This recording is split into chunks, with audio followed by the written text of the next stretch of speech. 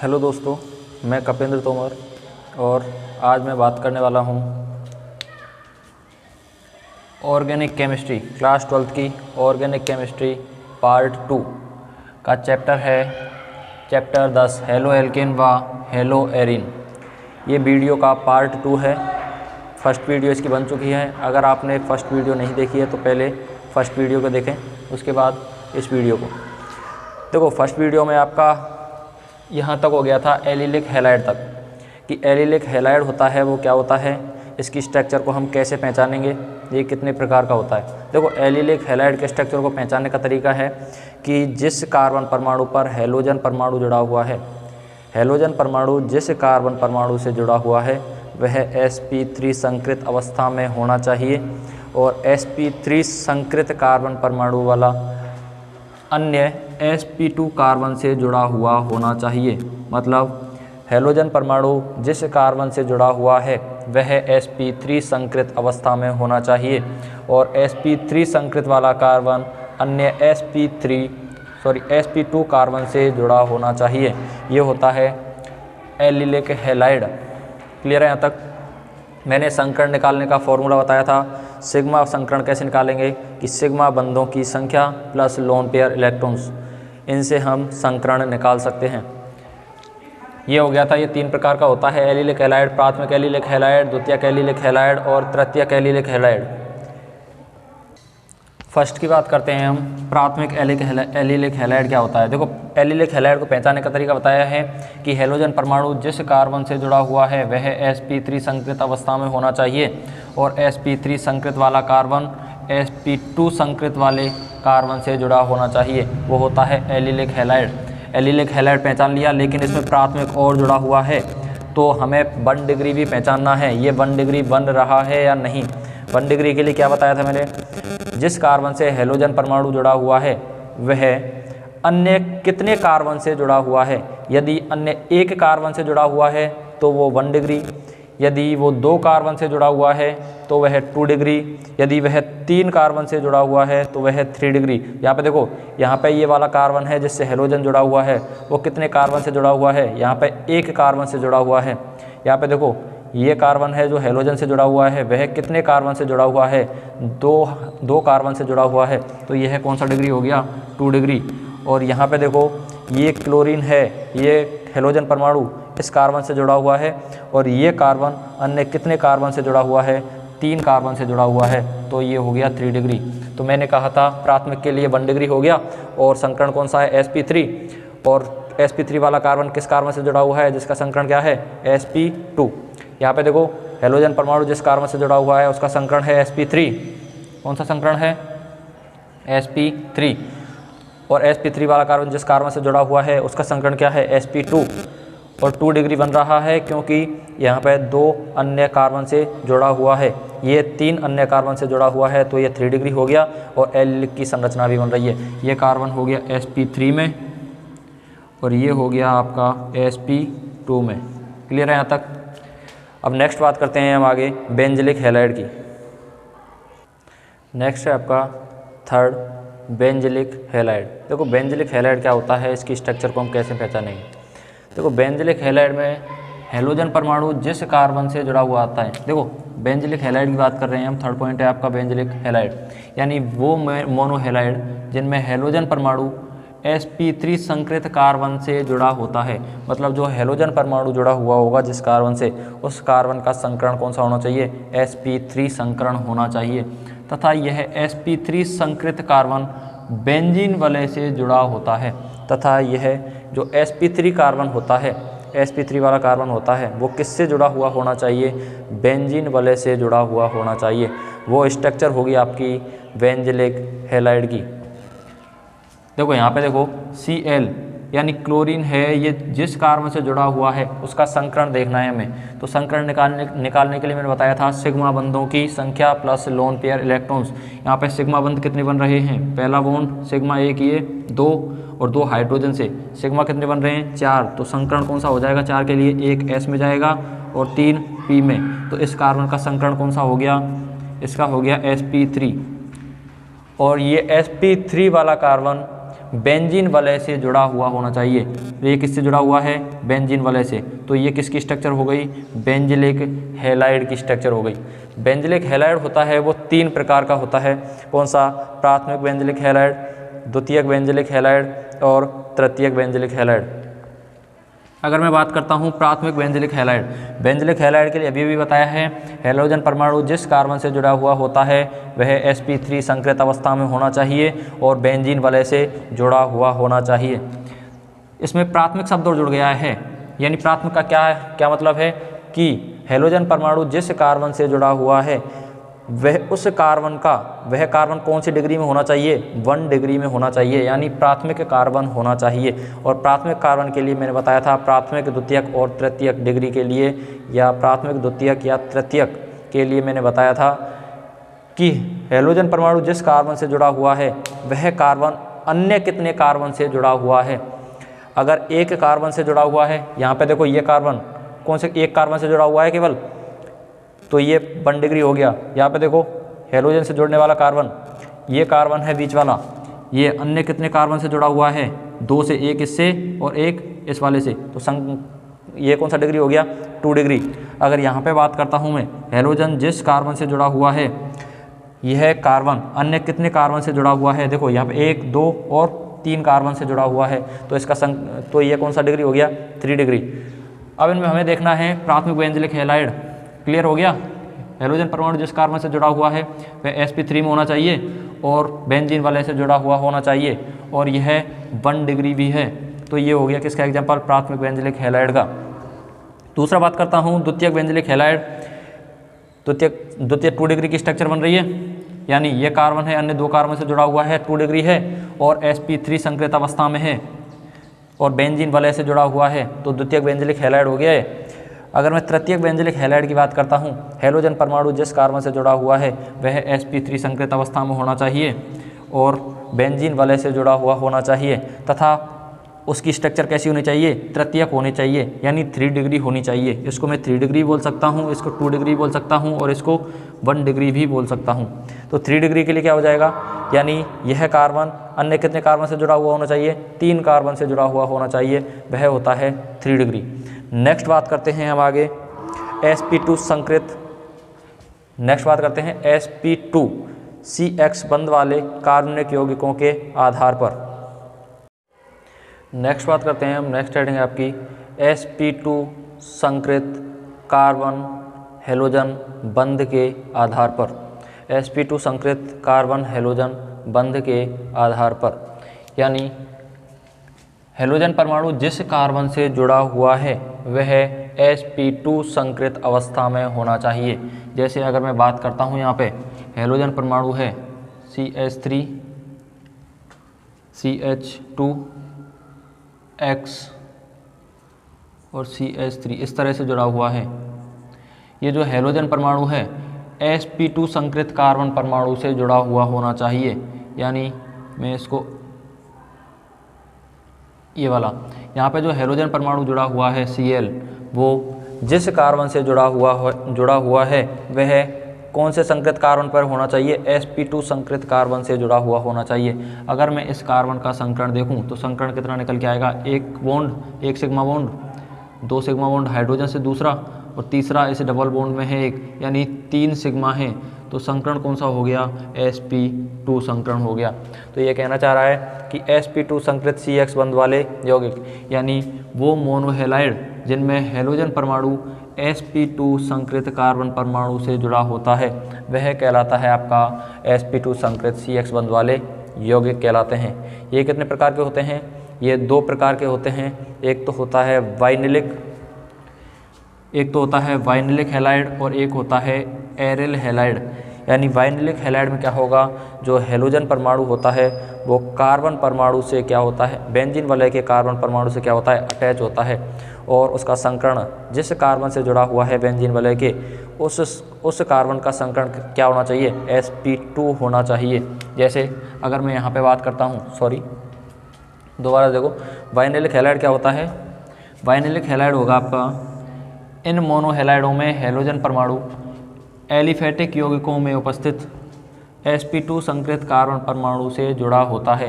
यानी एलिफेटिक क्या क्या होता है, एलिफेटिक और एरोमेटिक क्या होते हैं, एलिफेटिक होते हैं खुली श्रृंखला वाले और एरोमेटिक होते हैं चक्रीय श्रृंखला वाले यानी बंद श्रृंखला वाले। एलिफेटिक होते हैं यानी खुली श्रृंखला वाले कार्बन होते हैं वो होते हैं एलिफेटिक, और चक्रीय श्रृंखला वाले कार्बन होते हैं यानी बंद श्रृंखला वाले कार्बन होते हैं, उनको कहा जाता है आपको एलिफेटिक श्रृंखला। खुली श्रृंखला को एलिफेटिक और बंद श्रृंखला को एरोमेटिक। एलिफेटिक होती है वो सफ़ेद धुआं के साथ जलता है और एरोमेटिक होता है वो काली धुएं के साथ जलता है। देखो अगर मैं यहाँ पे बात करता हूँ वाइनेलिक हैलाइड की, इन मोनोहैलाइडों में हैलोजन परमाणु एलिफेटिक यौगिकों में उपस्थित sp2 संकृत कार्बन परमाणु से जुड़ा होता है। यहाँ पे ध्यान देना है कि हैलोजन परमाणु जिस कार्बन से जुड़ा हुआ है वह कौन सी संकरण में होना चाहिए, वह sp2 संकरण में होना चाहिए।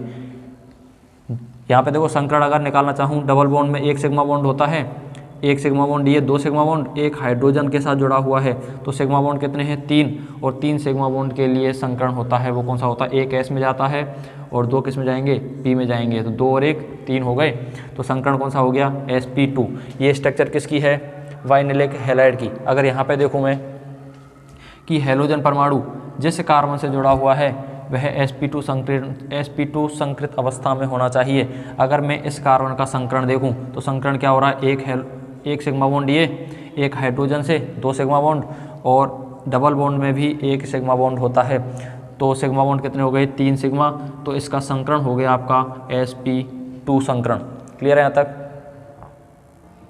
अब मैं दूसरे पॉइंट की बात करता हूँ कि एरियल हैलाइड क्या होता है। एरियल हैलाइड, इन मोनोहैलाइडों में हैलोजन परमाणु बेंजीन वलय के sp2 संकृत कार्बन परमाणु से जुड़ा होता है। यानी हैलोजन परमाणु बेंजीन वलय के जिस कार्बन से जुड़ा हुआ है वह sp2 संकृत अवस्था में होना चाहिए। यहाँ पे देखो अगर मैं इसको ऐसे लिखूँ, ऐसे बनाऊँ, तो देखो हैलोजन परमाणु है बेंजीन वलय के इस कार्बन से जुड़ा हुआ है। इस कार्बन का अगर मैं संकरण देखूँ तो संकरण कितना होगा, देखो एक सिग्मा बंध, 2 सिग्मा बंध, और एक होता है डबल बॉन्ड में सिग्मा बॉन्ड, तो सिग्मा बॉन्ड कितने 3 सिग्मा बॉन्ड, और 3 सिग्मा बॉन्ड हैं, तो यहाँ पे संकरण कौन सा हो जाएगा, यहाँ पे इसका संकरण होगा sp2 संकरण। ये स्ट्रक्चर किसकी बन रही है, ये स्ट्रक्चर बन रही है आपकी एरियल हैलाइड की। स्ट्रक्चर किसकी है, एरियल हैलाइड की। कैसे पहचानोगे, जब हैलोजन परमाणु बेंजीन वलय के कार्बन से जुड़ा हुआ है और उस कार्बन का संकरण है वो कौन सा है, sp2 है, तो समझ जाओ कि वह किसकी स्ट्रक्चर है, एरियल हैलाइड की स्ट्रक्चर बन रही है वहाँ पे।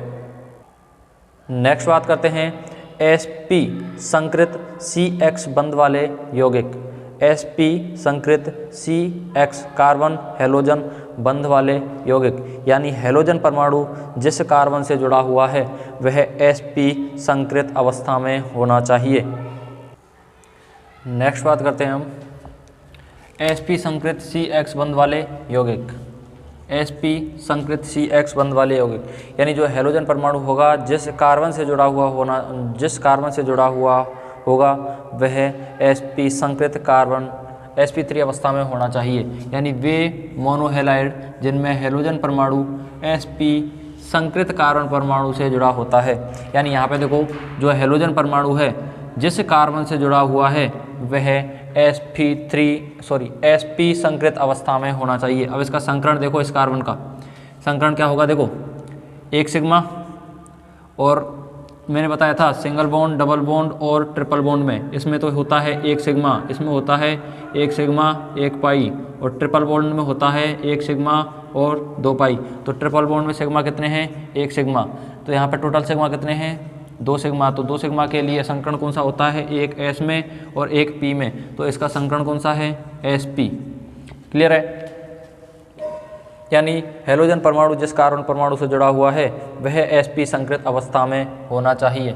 अब मैं बात करता हूँ एल्किल हैलाइड व एरियल हैलाइड का नामकरण किस तरह से करते हैं। यानी एल्किल हैलाइडों का नामकरण करने के लिए देखो रूढ़ पद्धति में जब हम एल्किल हैलाइडों का नामकरण करते हैं तो एल्किल की फॉर्म में उनका नाम लिखा जाता है।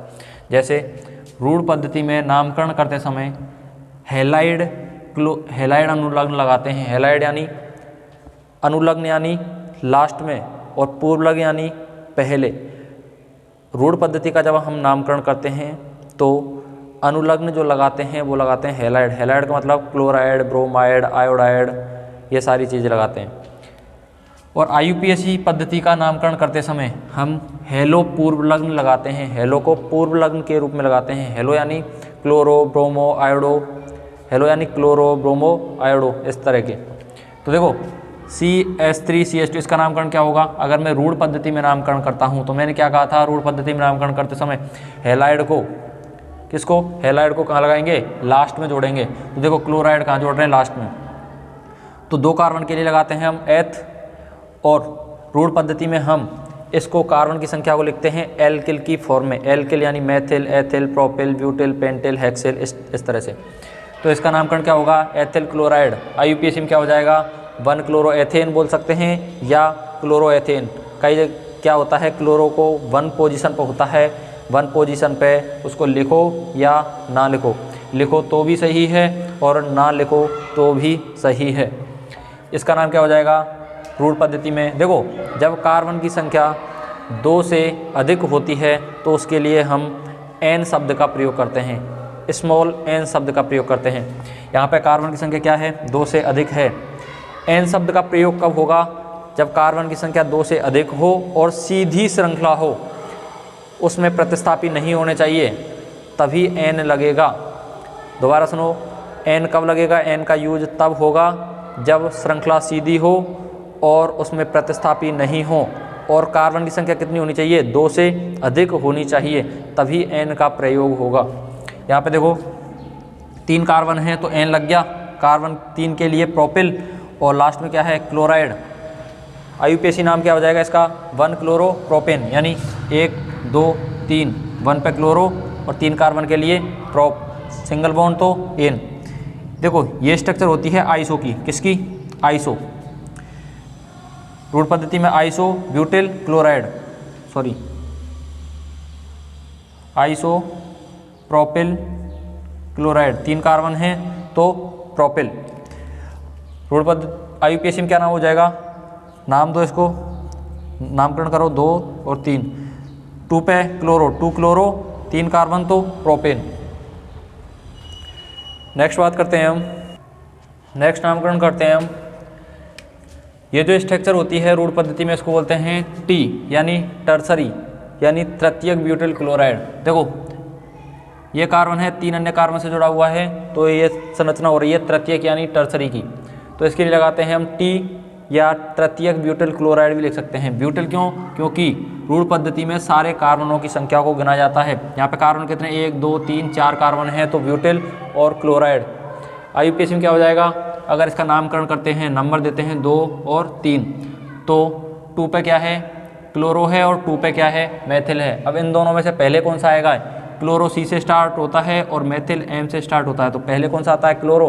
तो पहले लिखेंगे 2 क्लोरो 2 मैथिल और प्रोपेन, 2 क्लोरो 2 मैथिल और प्रोपेन। इसका नामकरण क्या हो जाएगा? 2 क्लोरो 2 मैथिल और प्रोपेन। इसमें देखो ये जो स्ट्रक्चर बनती है ना इस तरह की, ये होती है आपकी नियो की। ये स्ट्रक्चर बन रही है ना, ये है आपकी किसकी? नियो की स्ट्रक्चर है। और ये जो स्ट्रक्चर बन रही है ये किसकी है? टर्सरी की। क्लियर है? ये स्ट्रक्चर होती है टर्सरी की, ये स्ट्रक्चर होती है नियो की। इनमें क्या जुड़ा हुआ है? हैलोजन जुड़ा हुआ है, तो इनका नाम क्या हो जाएगा? नियो। कार्बन कितने हैं टोटल? 1 2 3 4 5, तो पेंटिल और क्लोराइड, नियो पेंटिल क्लोराइड। अगर इसका IUPAC में मैं नामकरण करता हूँ तो देखो 1 2 3 नंबरिंग यहाँ से दी जाएगी क्योंकि प्रतिस्थापी को न्यूनतम अंक मिलना चाहिए। तो यहाँ पे देखो क्लोरो 1 पे क्लोरो है और 2 पे मैथिल है। अब क्लोरो पहले आएगा या मैथिल पहले आएगा? क्लोरो पहले आएगा या मैथिल पहले आएगा? पहले आएगा क्लोरो, क्योंकि ये C से स्टार्ट होता है और ये M से स्टार्ट होता है मैथिल। तो पहले लिखेंगे 1 क्लोरो, क्या हो जाएगा? 1 क्लोरो 2 डाई मैथिल प्रोपेन। 2 पे एक मैथिल ये है और एक मैथिल ये है, तो 2 डाई मैथिल और 3 कार्बन के लिए लगाएंगे हम प्रोपेन। क्या? प्रोपेन। क्या नाम हो गया? 2 di methyl 1 chloro 2 di methyl propane. इसका नामकरण क्या हो जाएगा? देखो किसकी संरचना बन रही है? द्वितीयक की। यानी हेलोजन परमाणु जिस कार्बन से जुड़ा हुआ है वह अन्य कितने कार्बन से जुड़ा हुआ है?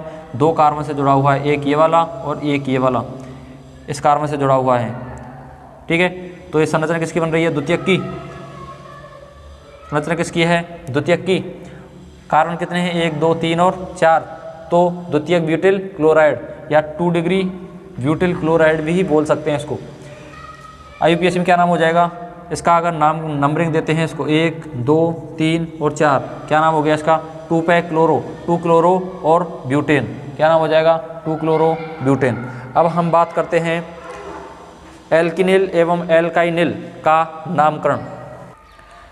नेक्स्ट है आपका एल्किनिल एवं एल्काइनिल का नामकरण। इनका हम नामकरण कैसे करेंगे? जैसे CH2 डबल बॉन्ड CH और Cl, रूढ़ पद्धति में और IUPAC पद्धति में इनका नामकरण किस तरह से करते हैं। देखो ये होता है वाइनिल क्लोराइड। मैंने बताया था वाइनिल क्लोराइड के लिए क्या बताया था? जिस हेलोजन परमाणु जिस कार्बन से जुड़ा हुआ है वह sp2 संकृत होना चाहिए। तो वाइनिल क्लोराइड आप पहचान लोगे। इसका IUPAC नाम क्या हो जाएगा? नंबरिंग किधर से करेंगे? 1 और 2, किधर से? 1 और 2। क्या नंबरिंग हो जाएगी इसकी? नाम क्या होगा? 1 क्लोरो और एथीन। डबल बॉन्ड है तो ईन शब्द लगा दिया, 2 कार्बन है तो एथ और डबल बॉन्ड है तो ईन लगाया, 1 क्लोरो एथीन। ये किसकी स्ट्रक्चर बन रही है? एक्रिल क्लोराइड की। ये जो स्ट्रक्चर होगी ये बनेगी आपकी एक्रिल क्लोराइड की। रूढ़ पद्धति में इसका नाम क्या होगा? Acryl chloride. और IUPAC में नाम क्या होगा? इसका नाम नंबरिंग करते हैं इधर से, तो 1 क्लोरो प्रोप 1 इन। क्या नाम हो जाएगा?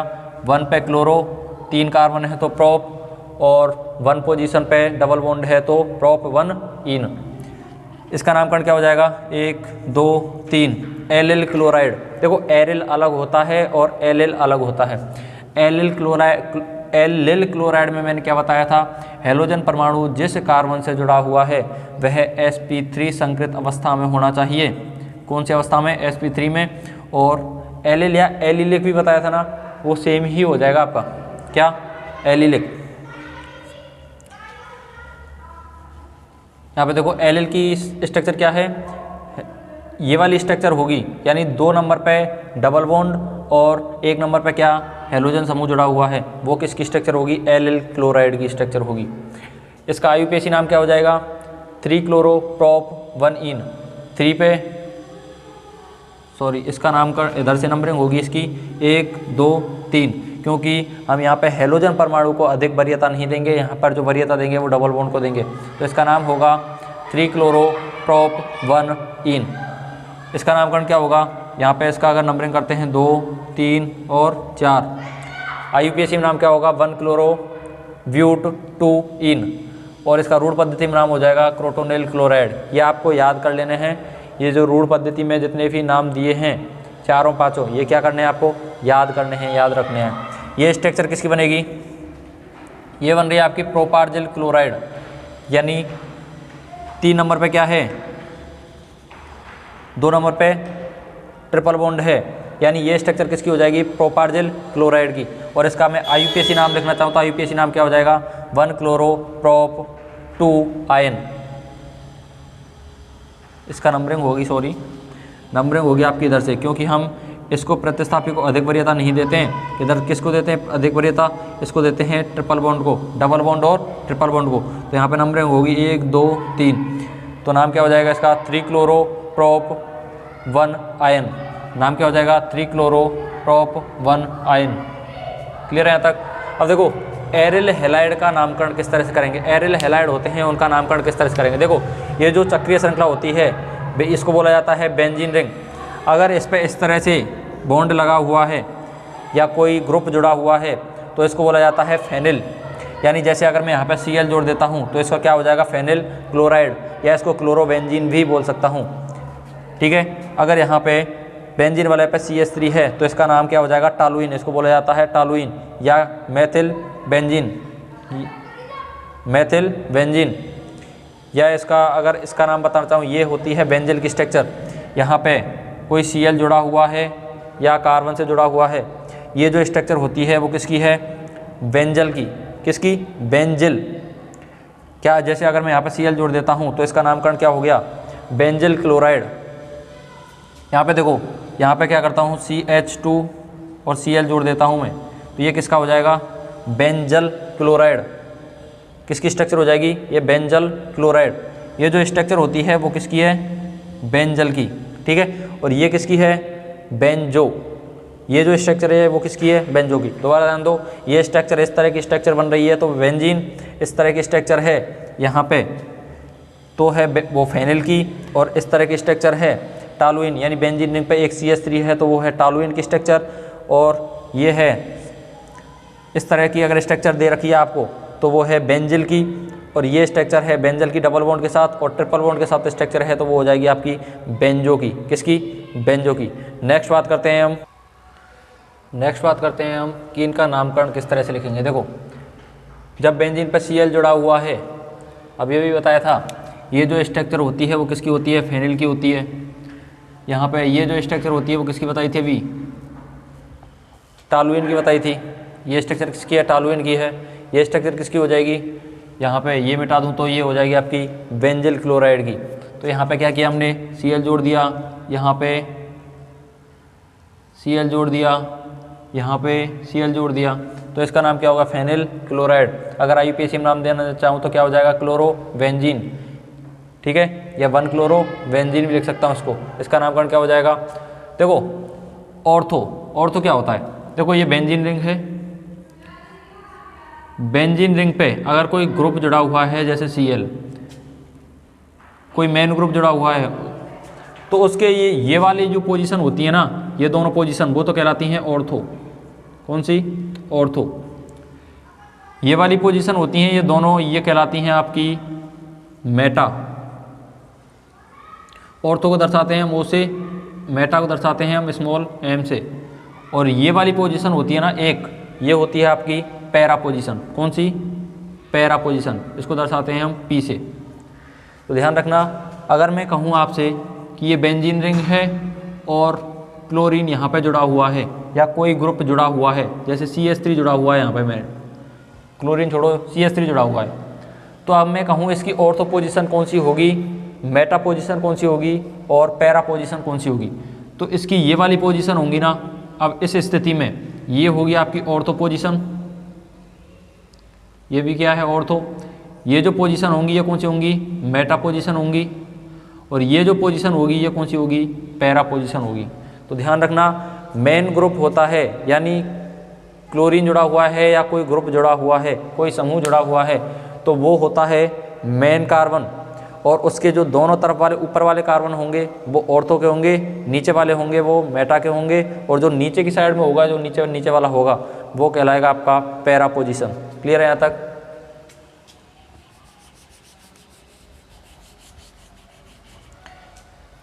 नेक्स्ट बात करते हैं हम, इसका हो जाएगा ऑर्थो। इन दोनों में से मेन पोजीशन कौन सी है, CH3 है मेन, तो यहाँ पे ऑर्थो पोजीशन कौन सी होगी, ये वाली और ये वाली।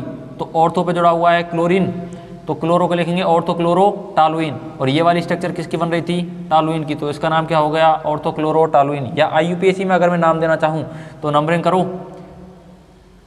नंबरिंग किस तरह से होगी, सबसे पहले प्रतिस्थापी 1 2 3 4 5 और 6, तो 1 पे क्लोरो, 2 पे मेथिल और बेंजीन, 1 पे क्लोरो, 2 पे मेथिल और बेंजीन। इसका नामकरण देखो, बेंजिल क्लोराइड रूढ़ पद्धति में हो जाएगा, और IUPAC में क्या हो जाएगी, 1 2 3 4 5 6 और 7, क्या हो जाएगा, 1 पे क्लोरो और 1 पे क्या जुड़ा हुआ है, फेनिल जुड़ा हुआ है, 1 क्लोरो 1 फेनिल मेथेन, 1 पे क्लोरो 1 पे फेनिल और एक कार्बन है तो मेथेन। ठीक है, अब मैं बात करता हूँ कि डाई हेलो एल्केन कितने प्रकार के होते हैं। डाई हेलो एल्केन होते हैं, यानी डाई हेलो यानी 2 हेलोजन परमाणु वाले जो एल्केन होते हैं वो कितने प्रकार के होते हैं।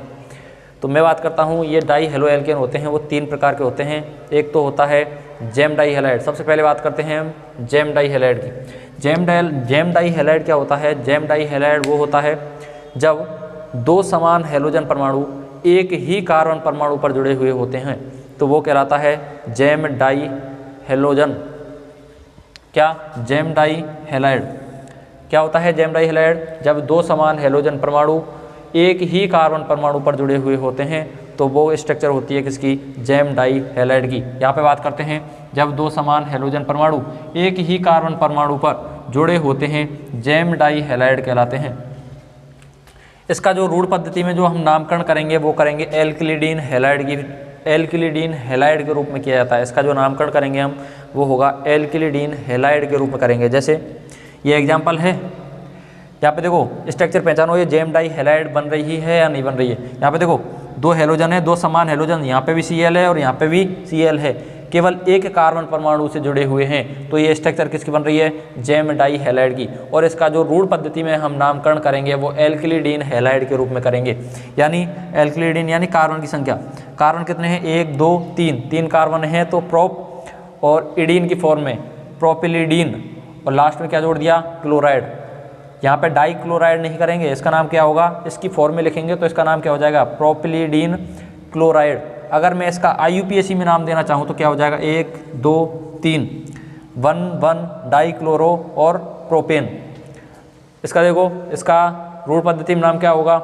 1 2 3 और 4 कार्बन है, 4 कार्बन को लिखेंगे ब्यूट और ब्यूटिलिडीन, लास्ट में क्या है? Bromide, butylidene bromide. अगर मैं इसका IUPAC में नाम देना चाहूँ तो IUPAC में क्या हो जाएगा? इसकी नंबरिंग दो, 1 2 3 और 4, 2 डाई ब्रोमो और ब्यूटेन, 2 डाई ब्रोमो और ब्यूटेन। तो ये हो जाएंगे इनके नामकरण। दूसरे पॉइंट की बात करता हूँ कि दूसरा पॉइंट होता है आपका विस डाई हैलाइड। दूसरा पॉइंट है अपना विस या मूलाम या निकटवर्ती डाई हैलाइड। विस या मूलाम या निकटवर्ती डाई हैलाइड क्या होता है कि जब दो समान हैलोजन परमाणु दो निकटतम कार्बन परमाणु पर जुड़ा हुआ हो, यानी जब दो समान हैलोजन परमाणु दो अलग अलग निकटवर्ती कार्बन परमाणुओं पर जुड़े हुए हों तो वो कहलाता है विस या मूलाम या निकटवर्ती डाई हैलाइड। जैसे यहाँ पे मैं बात करता हूँ, जब दो समान हैलोजन परमाणु निकटवर्ती कार्बन परमाणु पर जुड़े हुए हों तो वो कहलाता है विस डाई हैलाइड। क्या कहलाता है? विस डाई हैलाइड कहलाता है। इनका जो रूढ़ पद्धति में हम नामकरण करेंगे वो एल्किलीन हैलाइड के रूप में किया जाता है, एल्किलीन हैलाइड के रूप में किया जाता है। अगर मैं इसके एग्जाम्पल की बात करता हूँ कि CH3CH2, मैंने कहा था जब दो समान हैलोजन परमाणु दो निकटवर्ती कार्बन यानी पास पास वाले कार्बन पर क्या होने चाहिए? जुड़े हुए होने चाहिए। अगर इस तरह से आपने जोड़ दिया ना कि जैसे CH3, इस Cl को हटा के मैं यहाँ पे जोड़ दूँ तो ये विस डाई हैलाइड नहीं होगा, क्योंकि जो क्लोरीन परमाणु है यानी हैलोजन परमाणु है, कोई भी हैलोजन परमाणु है वो कहाँ पर जुड़े हुए होने चाहिए?